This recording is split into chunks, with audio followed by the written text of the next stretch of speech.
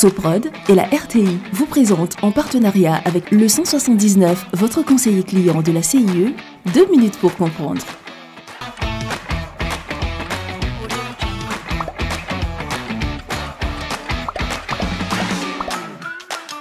Bonjour, bienvenue dans 2 minutes pour comprendre, votre capsule quotidienne qui vous aide à comprendre comment fonctionne le monde qui nous entoure.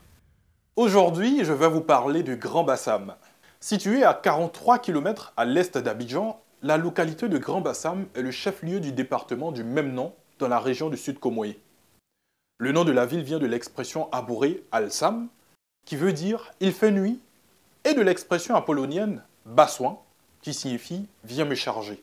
La ville est située sur le littoral et comprend de ce fait une façade sur l'océan Atlantique et une autre sur la lagune ébriée.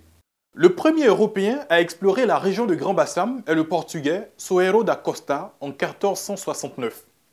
Mais l'histoire de la Côte d'Ivoire s'écrit avec Grand Bassam. En effet, la ville historique est la première capitale du pays. Il faut également noter que la ville de Grand Bassam fait partie du patrimoine mondial de l'UNESCO pour son histoire. D'où la nécessité de vous en dire un peu plus sur cette magnifique ville, devenue particulièrement touristique et prisée des Abidjanais le week-end. Grand Bassam est composé de 5 quartiers, dont le quartier résidentiel. La première école de Côte d'Ivoire y a été construite.